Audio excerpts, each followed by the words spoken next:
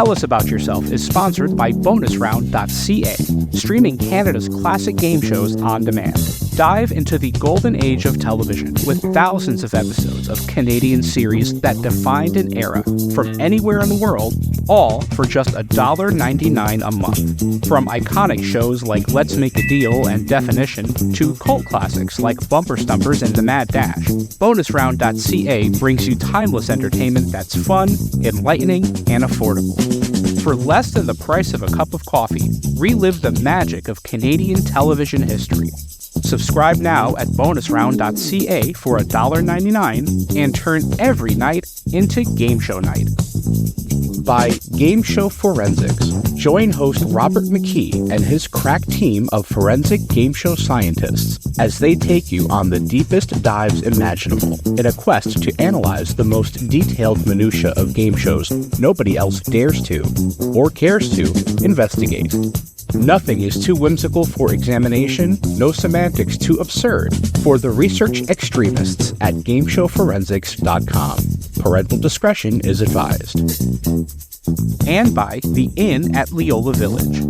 Nestled in the heart of picturesque Pennsylvania, The Inn at Leola Village is a sanctuary of luxury and relaxation. Indulge in the timeless beauty of their historic suites, each meticulously designed to transport you to a bygone era of elegance and grace. Experience the culinary delights of their award-winning Italian restaurant, where every dish is a masterpiece crafted from the finest local ingredients. From romantic getaways to corporate retreats, The Inn at Leola Village offers a haven for every occasion. Unwind at the spa, stroll through the lush gardens, and let the stress of everyday life melt away. Make your reservation today at theinnatleolavillage.com or call the front desk at area code 717-656-7002. The Inn at Leola Village, an oasis of luxury.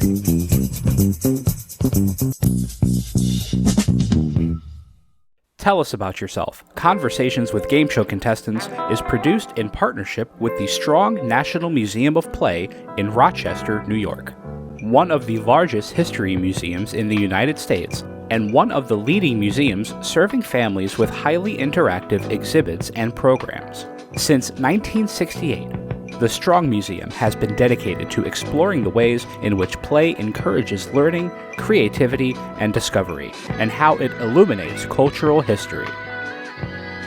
And their National Archives of Game Show History. Founded by industry veterans Bob Bowden and Howard Blumenthal, the archive is home to thousands of artifacts representing over 80 years of broadcasting, including props, set designs, video interviews with game show professionals, and other iconic elements from the history of television at play. For more information about the National Archives of Game Show History or the Strong National Museum of Play, visit museumofplay.org or call area code 585-263-2700. Blue 35.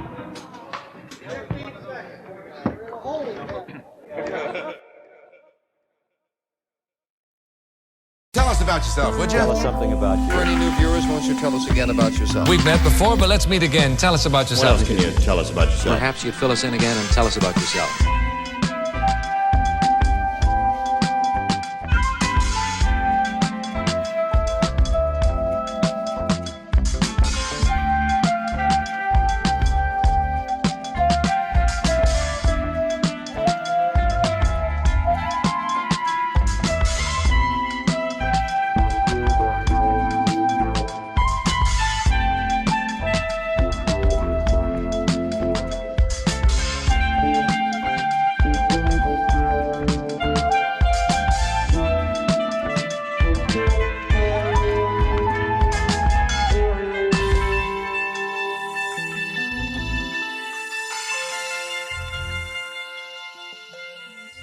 Greg Hopkins, what was the question for Final Jeopardy in your mind?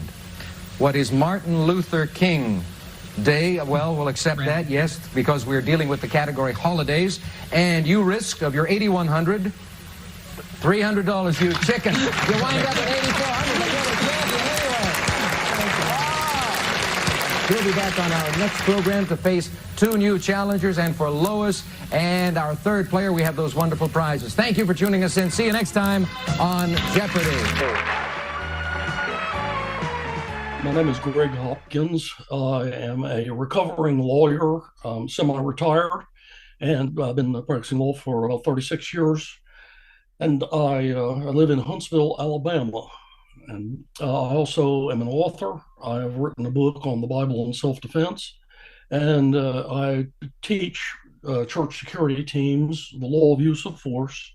When I was city prosecutor, I used to teach at the Huntsville Police Department. And I also teach citizens who would like to know the law of self-defense. So that's all I do now. Is I did expert witnessing for about 19 years on firearms and self-defense law, but my health got too bad to travel and everything, so I've just cut it down to teaching now.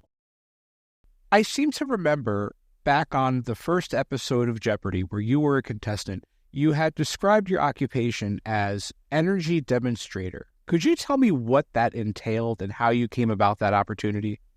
My job at that time was an energy teacher demonstrator. I didn't. It's because we had about $30,000 of custom scientific equipment, and I would go to anywhere in 6 Gulf states. And that particular year, I was talking about oil, where we get it from, how much we have, how we can conserve it. And it was a 45-minute show that we did for schools. And I talked to about 50,000 teachers and kids in some civic groups a year, and 125 schools, and then various other presentations as well. And the year before that, I had taught a class about, or a demonstration and show about all forms of energy, from solar to nuclear.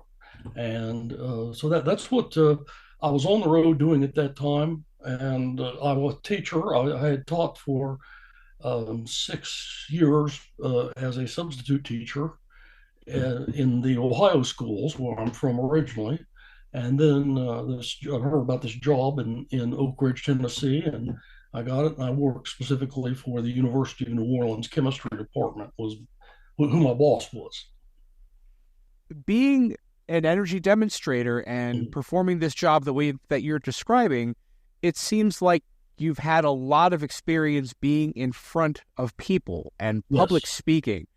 Is that something that you feel helped your eligibility as a Jeopardy contestant when you found out about that opportunity? Oh, yes. I'm a ham from the word go. And my middle brother and I were, getting on picnic tables and singing to people and telling them we were the Everly Brothers when we were 4 and 3 years old. I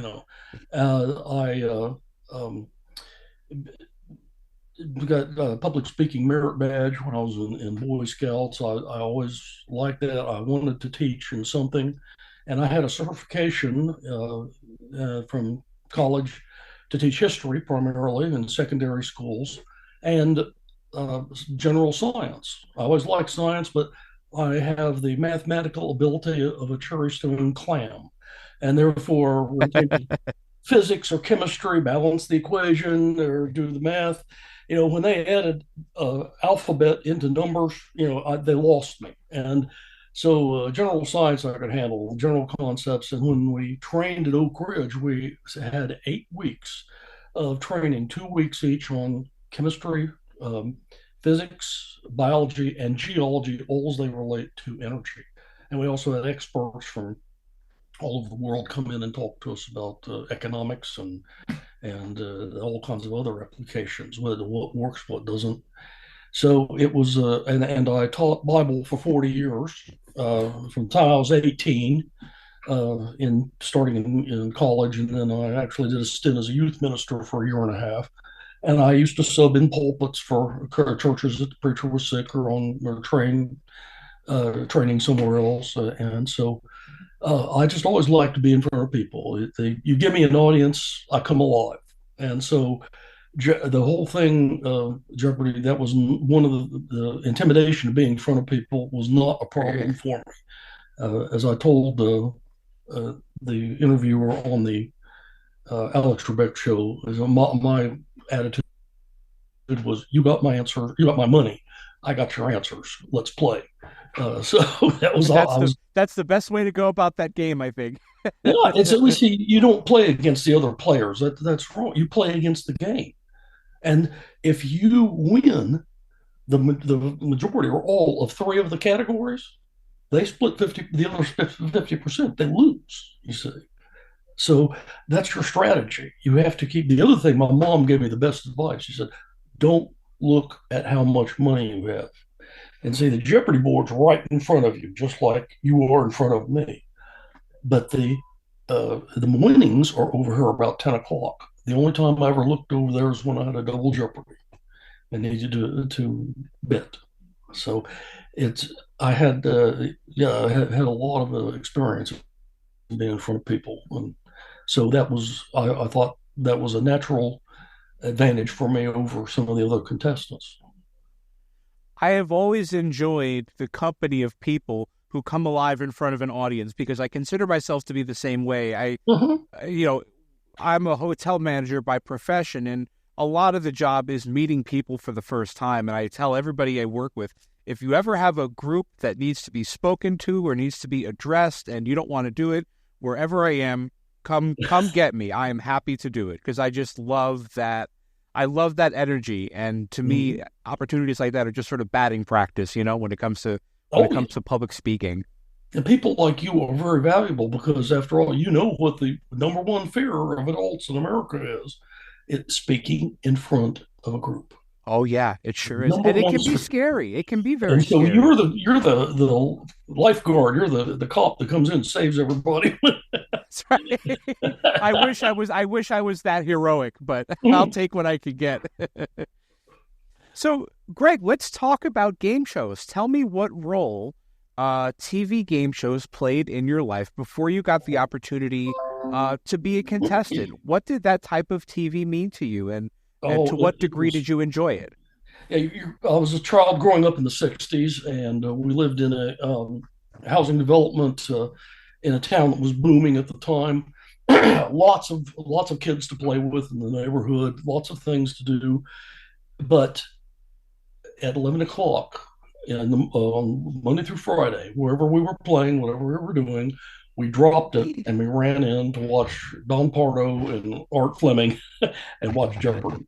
And there were other games we liked to watch too. We all played them together and watched the TV. But it was literally summertime and Christmas holidays, that kind of thing. That's where we were. 11 o'clock Eastern was that Jeopardy, and it always it was just a show that really caught me because I love facts and especially history, things like that, and so it would just seem to be right up my alley. The other thing about Jeopardy, and there are only a few shows like this, is if you get on Jeopardy, win or lose, you're the one that has responsibility for it and can take credit for it.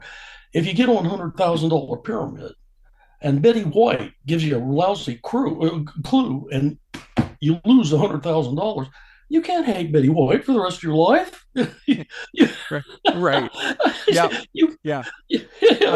On Jeopardy, you have nobody to blame but yourself. Yes, and no one to blame myself, and I like that. It's just, and also it's just the competition. I am a competitive person.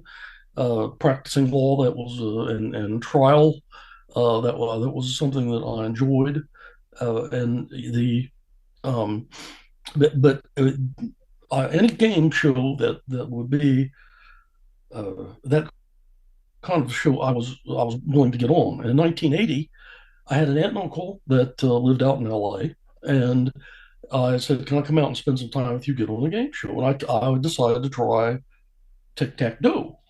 And it's interesting how game shows are run because Jeopardy is far better to the contestants than the others.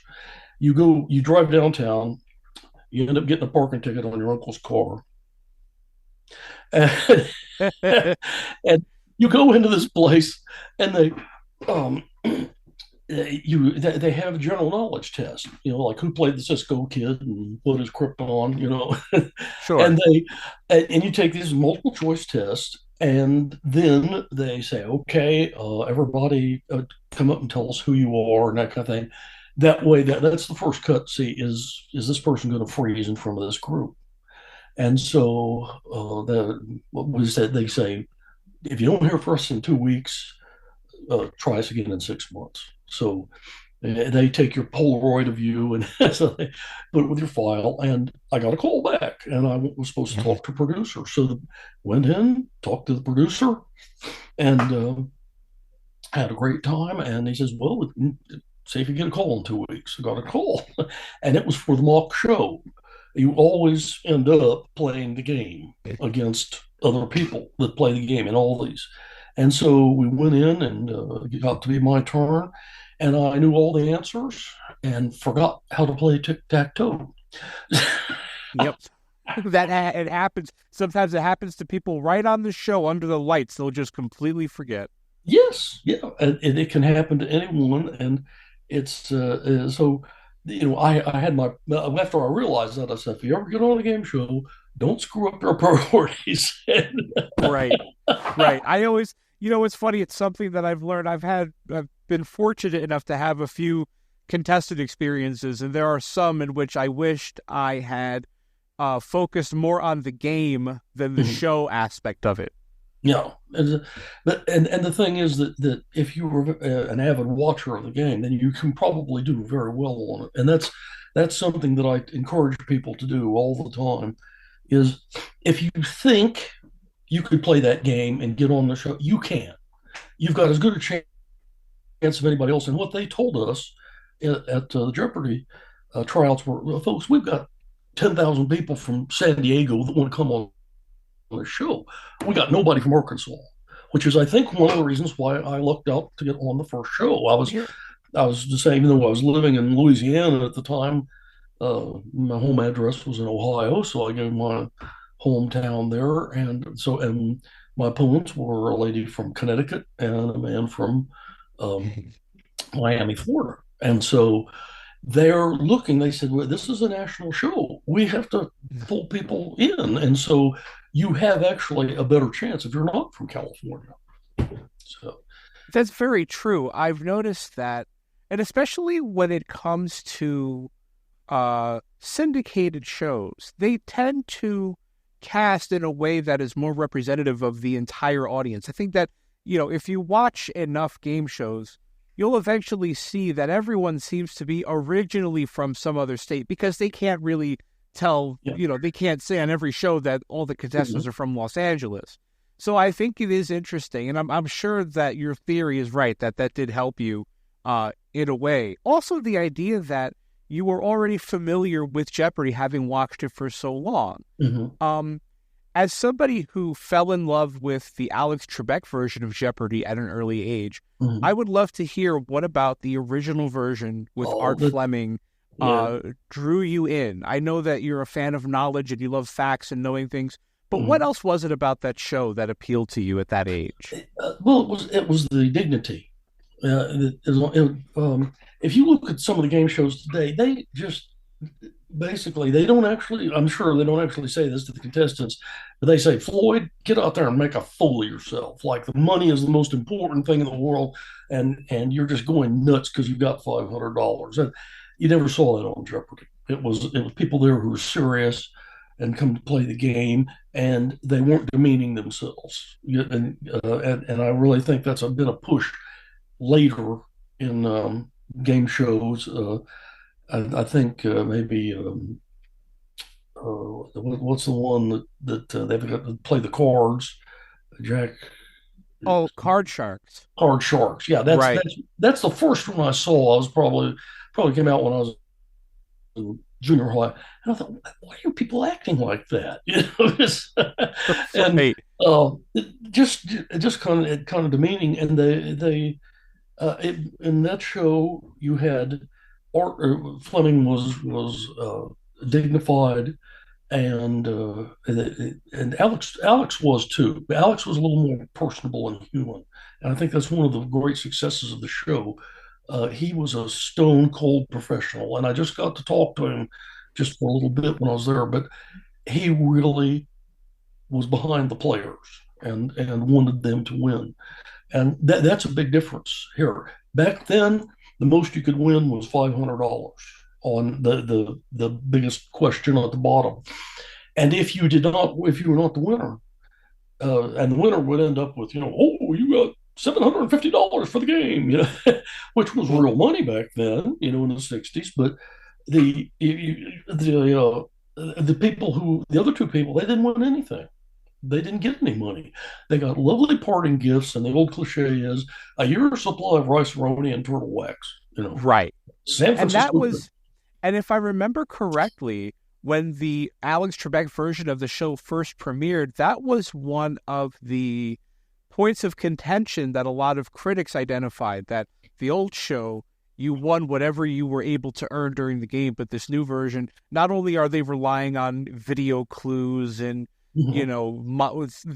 modern technology, but they also give the money only to the person who wins the game. I think even Art Fleming took issue with that in some interviews when they asked him, what he thought about this new version. Yeah, and someone asked about that when we were getting ready to play the game. There was probably about 30 of us that were chosen as contestants, and someone said, "Hey, how come we can't keep it if we lose?" He said, and the producer said, "Because Merv Griffin doesn't want to give away all of his money." At that point in his career, I don't know that he was in danger of that. I think the man was an all-time multi-millionaire, but it was just they at that time that's the way they handle things, and so that made it all the more important that they don't sit as second place in a show. So if you're going to get up there, clear your mind and make sure that you're there to play.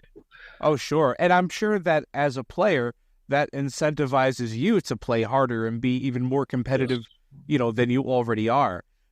Between the time you found out you were going to be on the show and the time that you taped your appearance, how did you practice for that opportunity? Or did you practice or study for that? No, I'm just a person who likes facts. I like to learn a lot. Right now in my retirement, I'm generally reading 3 or 4 books at once. Okay, I'm tired of that one. I'll pick up this one. But in all kinds of fields and things, and I've always had a good memory, and so it was kind of the show I fell into. I might not be as good on $100,000 pyramid, because it deals with associations of words, and maybe I'm not as good as that, and as simply come up with facts. A person asked me one time, said, "This guy's my best friend." He said, "Well, what is the deal with just learning trivia?" I said, "Trivia, any specific fact, is merely a fact out of context. That in context is important, and it's been my blessing or whatever to be able to remember the details of a lot of things." And people say, "I mean, I had full of trivia." Well, maybe I do, but I can also tell you where it came from and why it's used. So that is important as well. Context. And when I teach, one of my mottos in teaching is context is everything. It's not just you got to teach people who, what, when, where, why, and then so what? Why are we here learning this? And that's what I love to do. That also sounds like an interesting strategy when it comes to communicating in the role of somebody like a pastor or the leader of a congregation. When you're delivering your message, it sounds like a very effective way of getting a sermon across. I wonder if there is any interplay there for you between those two roles. Yes. If you listen to really good professors and teachers, Jordan Peterson, he has, a mind that I couldn't even come close to. Someone will ask him something over here, and he'll say, "Well, but really, what we're talking about is over here, and this is why." Victor Davis Hanson is another one. I've read many of his books, and they're just some people. You probably do this, Christian. Said I wish I was half as smart as that guy, but they are able to pull things together. Your best news people as well. They are able to bring things into context, and that I think that's one of the attractions of Walter Cronkite and Huntley Brinkley back in the '60s. The guys that were doing the three major network shows and in news, they could kind of put things into context. And they were great at it. I have this fascination with historical news footage, and it's funny that you mentioned Walter Cronkite and Huntley and Brinkley. I was watching the footage of, I believe it was NBC's coverage of the Kennedy assassination back in the early 60s. And I may have the network wrong. It's either NBC or CBS, and I forget who Huntley and Brinkley worked for. I think they were NBC News, if I'm not mistaken. But the coverage was just 5 experienced reporters delivering fact after fact after fact, and nobody was talking out of turn, and they were very carefully delivering this information. And you got the sense that they were all contributing to that greater good. They just wanted that information to be communicated. They all had the same interest in it, and it made for a really fascinating style of broadcasting that I wish was around, to some degree today. Yeah, David Brinkley, when he was on ABC, the World News with David Brinkley, and they had the show. I think that's why he was so popular. And after he retired, the show's ratings went. And I said, I think they're changing the name to ABC World News in need of David Brinkley. Right. Well, but, it's funny. The space program. Cronkite, was he not immersed in this stuff and so enthusiastic about and it comes across absolutely. And it's funny, I identify between the role of somebody like Walter Cronkite and somebody like Alex Trebek, or even Art Fleming. There is an element of trust. There's an element of I think you used a great word for it. There was a dignity about those people that encouraged you to trust what they were saying. And I think that, especially as a Jeopardy host, that's a very valuable thing to have in your toolbox. Yeah, I love that. What you said was it's about trust. It really is. And they had the seriousness, what the Romans would call gravitas, that we're not, we're here, we hope people win money, we hope they have fun, but at the same time, we're doing something serious here. And of course, if somebody's going to pay me money, I'm doing something serious. Oh yeah, absolutely. If money is involved, it is not a joke. Absolutely. And Alex was that way. He was he was looser and more friendly, more personable than Fleming was, and that was good. And I think that's one of the reasons he had such success with the show. Is he was a more reachable kind of person to the audience. Do you think a game like Jeopardy is easier to be played standing up or sitting down? Mm-hmm. The contestants on Art Fleming's version were always seated, and they always had a little glass of water nearby. Everybody was standing up on the new Jeopardy. I wonder if that's something that came into play at all for you. No, well, yes. And I don't know if I could say I'd do better sitting down. I sure could have used a glass of water.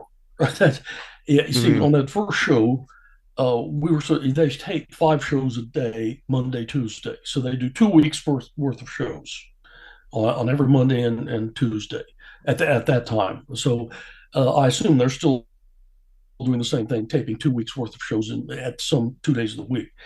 And you can see why they would do that 2 days together, because people like me were flying in from Knoxville, Tennessee or somewhere, and they need to get in and get out, and they got hotel rooms to pay for. I didn't. I had my aunt and uncle to go with, but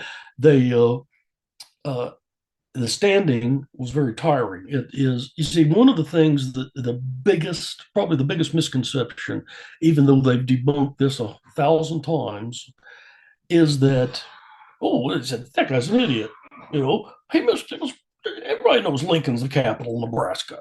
And if you're sitting at home in your easy chair and you got your cup of coffee and you're watching, yeah, it's real easy to do. It's you don't forget how to play tic-tac-toe.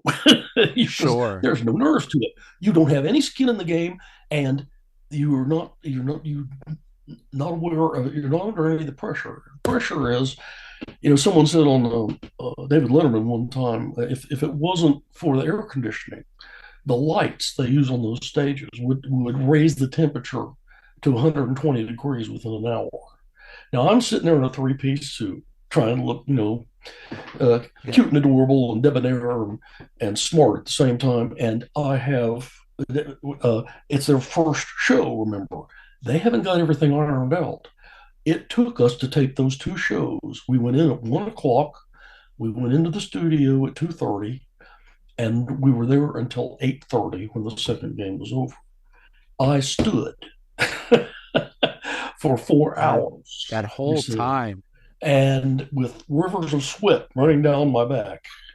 And there was no breeze. There was nothing. And it was a big physical. I couldn't do it now. I'm in the middle of trying to get accommodated to a kidney failure, and it's I can't. If I tried that, I might last 15 minutes before I literally collapsed. So it was standing up is something, and the only break I got was when I won the first show. I got to run. It was about 100 yards to the changing room, get changed. So it would look like, hey, I've had a good night's sleep, and here I am in a different outfit, and then run back and look fresh and amazing. And it was physically, it's a lot harder than people think, and so I had never thought about the sitting down, but the sitting down, especially if you're taping more than one game, that could be a critical factor on winning and losing. The whole tiredness. Right. Yeah, I always wonder if things like that are factored into, I won't say specifically the show's budget, but I wonder, now that we're thinking of it, in the 80s, there was an effort, I think, to make shows look more mobile, look faster, look like they were more kinetic. Yeah. And maybe that was the reason why they switched the contestants' positions from sitting down to standing up. But I also wonder, because there were clearly efforts to sort of bring down the cost of the show, again, having just the winner take away what they won in cash, I wonder if that's not also some sort of cost-cutting measure. I wonder if contestants, because they're more nervous, they're standing, they're under those lights and not able to be comfortable sitting down, I wonder if they save money that way, if scores are lower when the contestants are standing. It's a complete hypothesis. It may not be true at all, but I wonder. The only thing that I say that would contradict that, and this was unique to Jeopardy.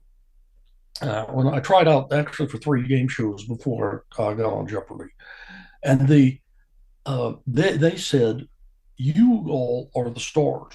Alex is not the star. He said, you are the stars, and you're the ones making us money. So the more money you make, the more advertising we sell, because the more people watch the show. So that's, I don't think they calculated in at that point the fatigue factor and whether it would be advantage to them.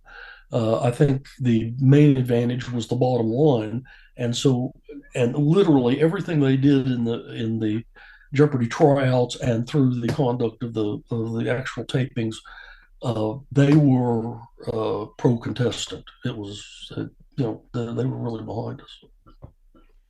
You were the first ever Jeopardy champion on this current version of the show. Tell me what that feeling was like after watching the show for so many years, being a fan of it, and getting to play the game. you're now the first winner of this version. What was that like? I was Cinderella at the ball. I mean, it's like you watch this and you say, I can do that. And then you get to do it. And it's just practically overwhelming I was on a high, it just, it was just fantastic. I couldn't believe it. I've got my aunt and three of my cousins in the audience, and they go, there's the first people, and Greg Hopkins. And I got up and went, wow. Because, out of that pool of 30 people, by the time they were done shooting 10 shows,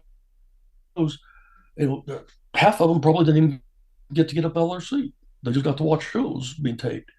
And it was just absolutely, it was literally a boyhood dream come true, So, but at the same time, I meant to be there, and you've got to tell yourself, I deserve to be here, and you got my money, I got your answers. Let's play.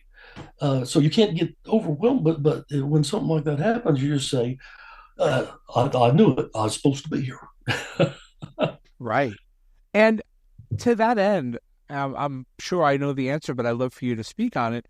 Are you the kind of person that considers opportunities like this appearance on Jeopardy to be in the control of something or somebody larger, yes. more significant than yourself? Oh yeah, I see every chance it gets me in front of the public, and or I get to meet a new person, just one on one. That is a time that I think God wants me to be there.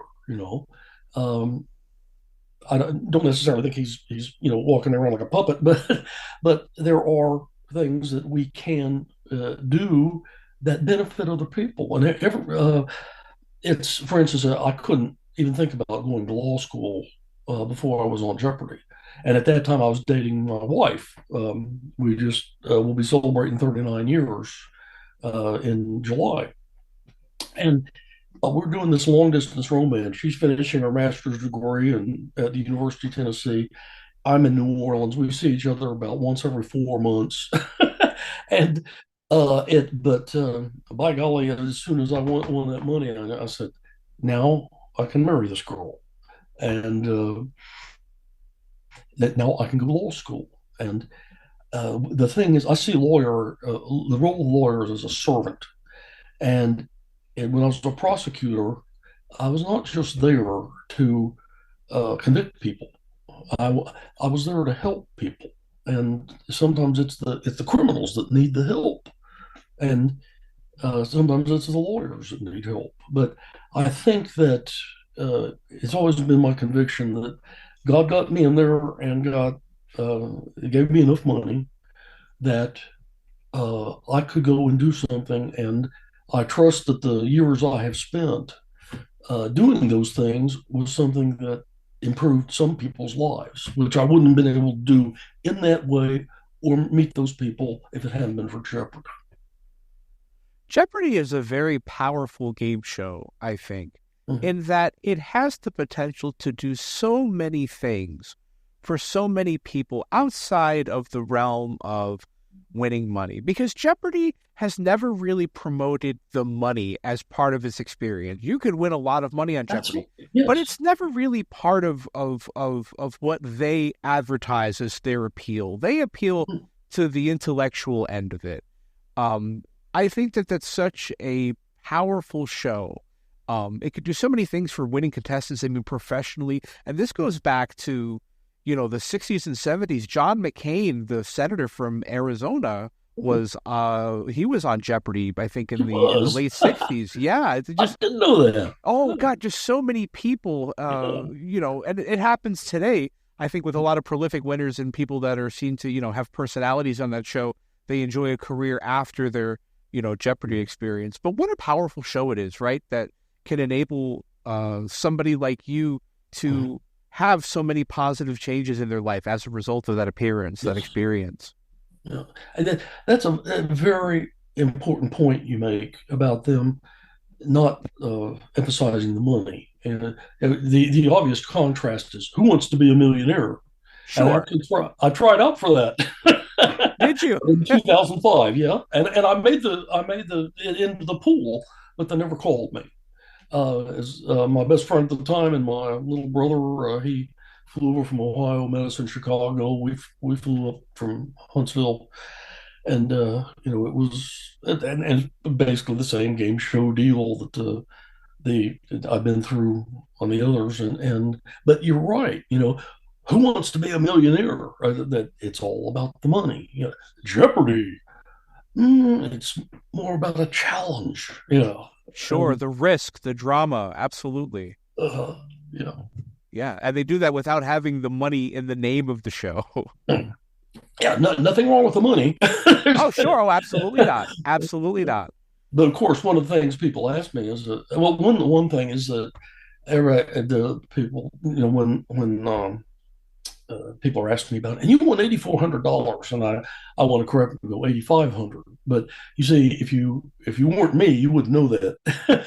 They found in the second game that I had, or no, in the first game that someone had locked me out when I'd actually hit the buzzer first, and so they gave me $100.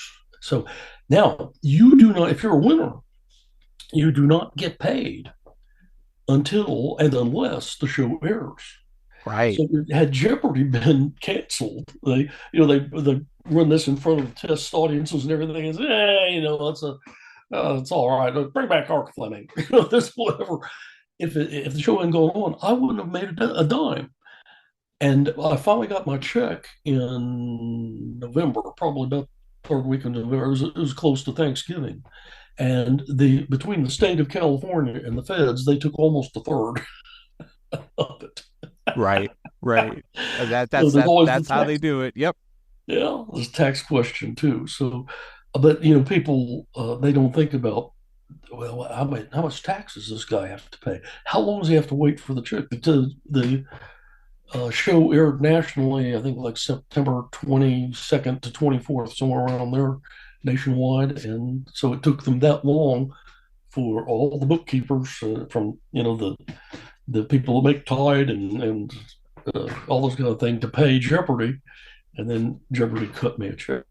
Right. So yeah, there are a lot of aspects of that experience that unless you have had the experience yourself, you're not really aware of.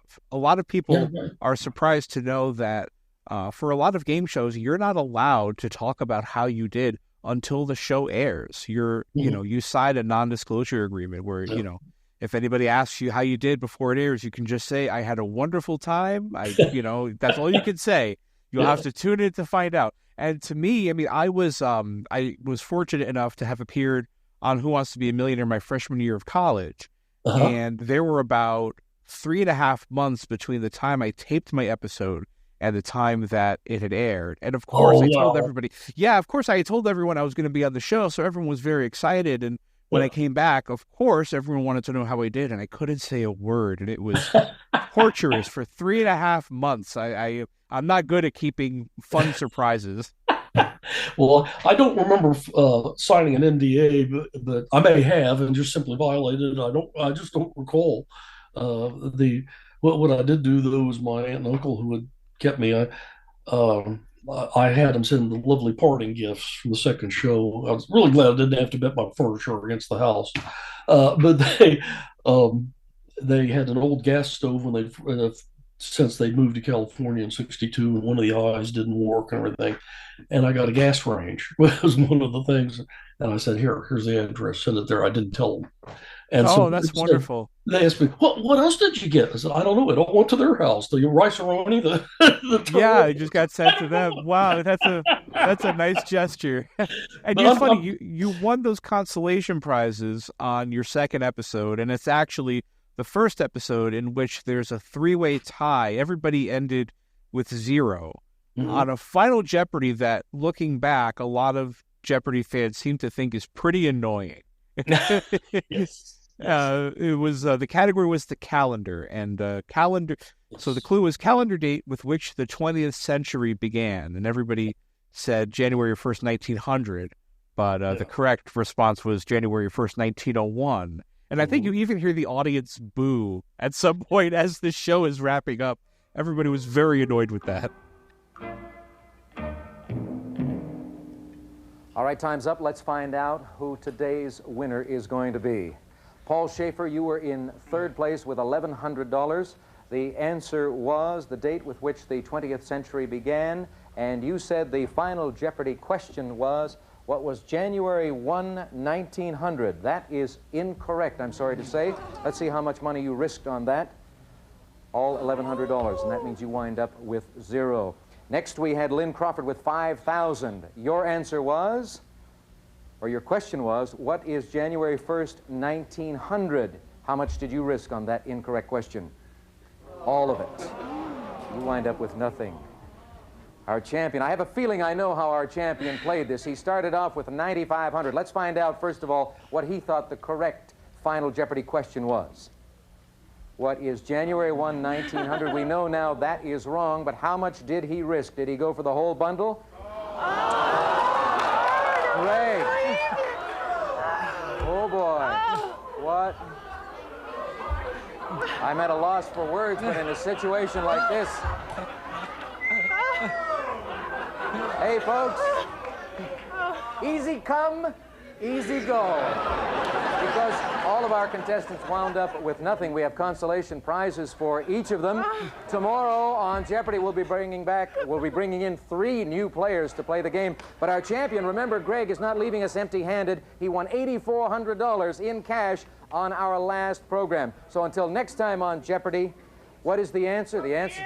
1901. You mean, what is the question? The question is January 1, 1901. 1901. Until next time, folks. So long. Well, in all the debacle, and we were all just flabbergasted that the 3 of us were shot.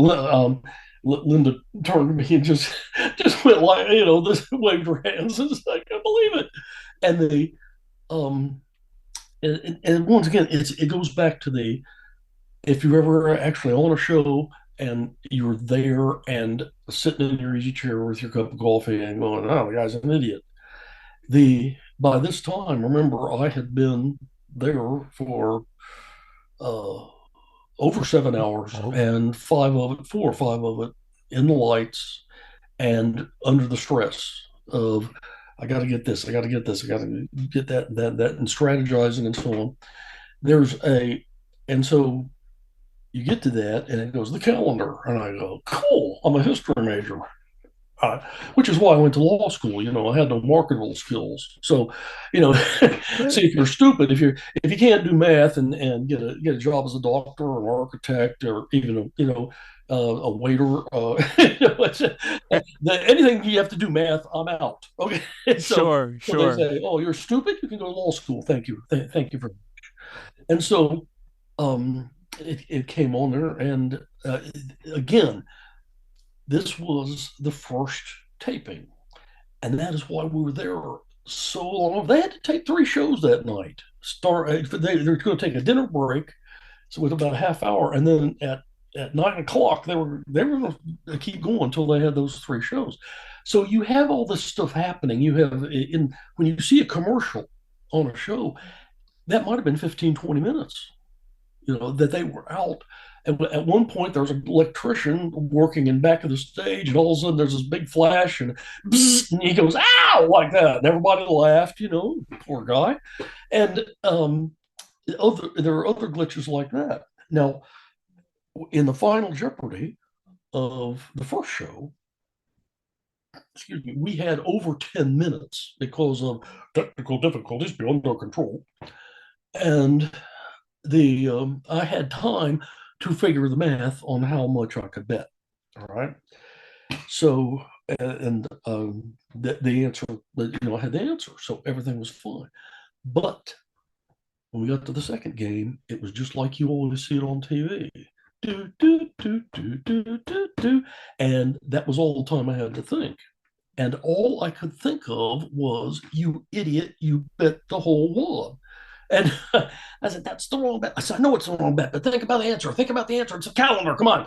And I even had a Al Stewart song. You're probably too young to know. You're the Cat. You heard that song? That was his biggest hit. He was a British, fairly minor, but I thought it was fantastic because his songs had historical basis to them.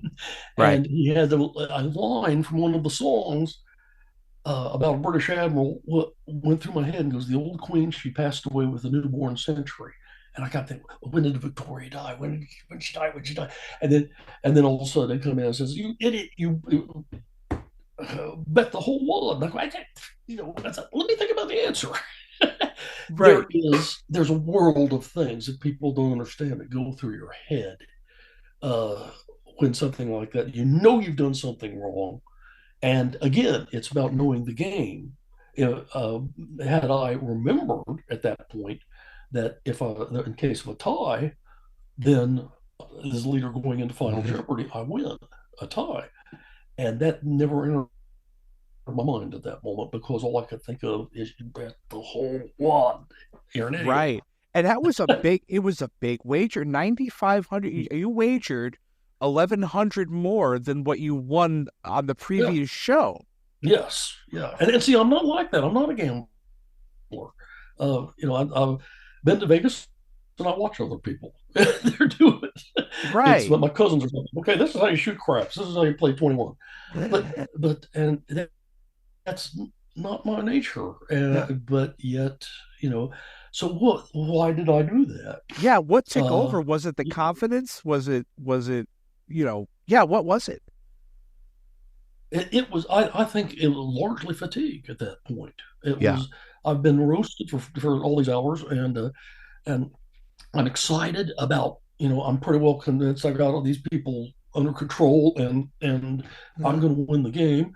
And so that in itself, just your adrenaline starts going, and it, and I don't know, I think it was because I was just exhausted at that point. And because, any history major will sit there and go, okay, when did the first century AD begin? You don't go from 1 BC to 0. You go 1 BC to 1 AD. And I knew that, but it wasn't clear until it was all over that, I couldn't get myself in the right ball. I didn't have the right context to work with. Right. Well, and that's, it's funny. We mentioned the idea that these are the first shows and, everyone involved with the show is feeling their way around it and getting an idea for what works and what doesn't. I think that the new Jeopardy learned a very solid lesson with this calendar clue that Final Jeopardy is not the time to be tricky. Yeah. Because if it's a tricky sort of brain teasery sort of clue, it does come across as them wanting to sort of withhold the money. It comes across as a little bit, as a little sneaky. Yeah. But when I watch today, nowadays, with it, often I think that's too tricky a question for Final. But if you think of it from the standpoint of audience, you're a producer and you're trying to maximize your audience, and you go, okay, Joe Blow's got 10,000, but Mary Sue has got 8,500, and she could take him, and there was, everybody loves for the winner to come from the back, Sure. So that maybe, but to me anyway, I think that they often throw in things on Final Jeopardy that are pretty difficult. But again, that may be that I'm old and I'm slow. Well, I think that the Final Jeopardy clues lately, and I'll say within the last few years or so, they take the form of brain teasers more than they do straight trivia. It almost takes a very lateral method of thinking, I think, to solve a good Final Jeopardy these days, which wasn't the case back then. The material was pretty straightforward back in the first few seasons of the show. Also, not to mention the idea that you could buzz in as soon as the clue is revealed. A lot of people don't know that on the show these days, there's a light on the board that signals when you can buzz in and give your response. Season 1 of this version of Jeopardy didn't have that. It was like the old one where you can buzz in and you might not even know it by the time you get called on, but the idea is to get in there first, which makes it competitive in a different way, and I'm sure you felt that difference as well. The old show, apparently, they were not able to, you can start out in the top dollar question in Jeopardy today. I don't know, no one mentioned that rule to us that you could do that, and you don't see it in the first two shows. Everybody just works their way down the board. It's, I don't know how I feel about that. I think, the people that, if they can do it, they ought to do it to get the maximum they can. I mean, that's a whole different strategy. Mine was the way the game was set up then, as I told you, is get 3 categories to myself and I win. But there's more strategy to the game if you can start out, within the 5,000 category or whatever at the bottom. Of course, you're gambling. It's always supposed to be a more difficult question, but Right. Yeah, well, the show has had champions lately, like James Holzhauer, who, won over $1 million with these really big wagers. And I think that was a strategy that started with him, or at least around that time, that it almost became a psychological game. Get the really difficult ones out of the way first so that later on, your opponents don't have as much of an opportunity to catch up. But I think it was always discouraged early on because the writers write the clues from, in your case, 100 down to 500 to be read in order. So sometimes it does disrupt the flow of the writing a bit. But, that gets into a whole discussion about whether you're there to win or there to be kind to the writers. If it costs you money, I mean, which do you do? Yeah, there were a couple of questions they told me after that. One of the things that started, they had the category the Bible at the beginning of the second one, and the very first question was, his price was 30 pieces of silver, and I thought, well, Judas or Jesus, Judas or Jesus. If you think about the sentence, and it could be either one. Sure. And at a break, I said, Alex, I thought that was because I just stood there, and then bang, they cut me out because I hadn't answered the question. And he said, "Oh, we would have taken either." Well, thanks. Right. You didn't tell me this before. Well, that's also a pretty broad definition. I don't know that I would accept Jesus for Judas. They're pretty much on opposite ends of the spectrum, I'd say. Yeah, but Judas was paid 30 as a piece of silver to betray Jesus. Right. The whole sold for, and when they say his price was. Yeah. Right. Again, it's sort of cute writing that gets in the way of good trivia. Yeah. So they have to be careful how they phrase things, because it gets too ambiguous. Sure. Sorry, I didn't know. No, that's okay. That's okay. Greg, I think maybe for my own personal curiosity, I would be remiss if I didn't ask you about your journey from energy demonstrator to author of a book about the Bible and self-defense. That sounds like a trajectory that is informed by personal experience. So the communicative skills that I imagine you used in your science career, you're now using them to communicate what is a very important message to you, and something that it sounds like you've drawn a lot of inspiration out of your personal life from the things that you're describing. Yes. By the time I got to the point where I was satisfied with it, I was through law school and in my first job at the Court of Criminal Appeals in Montgomery, Alabama. And I decided to take my little bit of notes, and I taught a class on Wednesday night. And nobody disagreed with me, so I knew I had to be wrong. And and so I kept going and kept going. Finally, and see, this is one of the blessings that comes from bad. So I have Meniere's syndrome. I have 2 autoimmune diseases. First, Meniere's syndrome makes you deaf and dizzy. And we're not talking, that was a little spin. I'm talking throw up for 3 hours. Okay.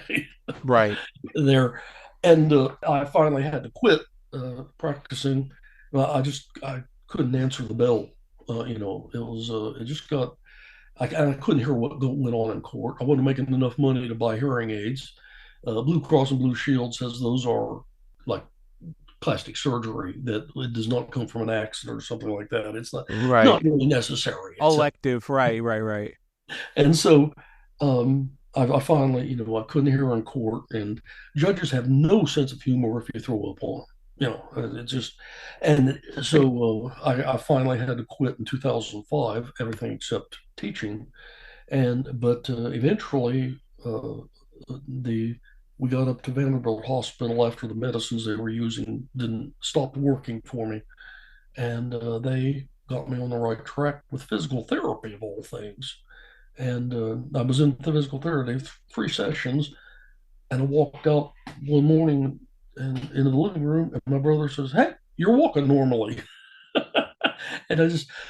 But the blessing was that, okay, I've got this little thing, and when I was a lawyer, I made a little 15-page compendium of what I'd learned, but I kept researching, going through another Bible and see what that says, and different kinds of Bible that call out different, there's a lot of specialty Bibles out there.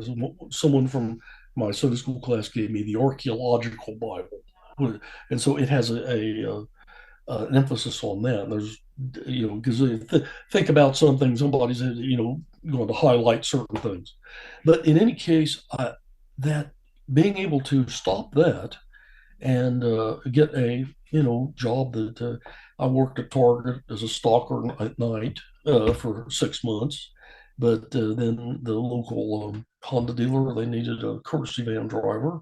I said, I've been driving an Odyssey for 10 years. Put me on. They did. Best job I had. Oh, wonderful. I had the time then and the ability to actually do what I was taught as a history major and do the research, write it down, put it all together. And it took me about 6 years, but got her doing it finally.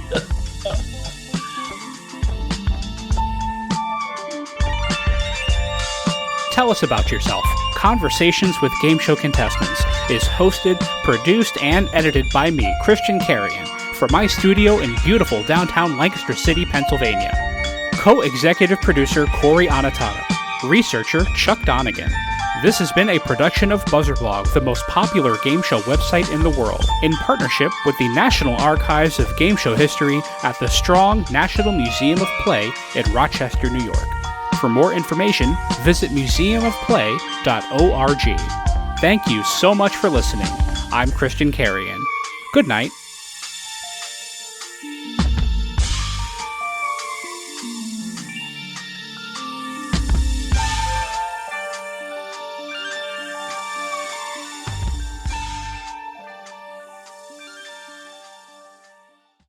Tell Us About Yourself is sponsored by bonusround.ca, streaming Canada's classic game shows on demand.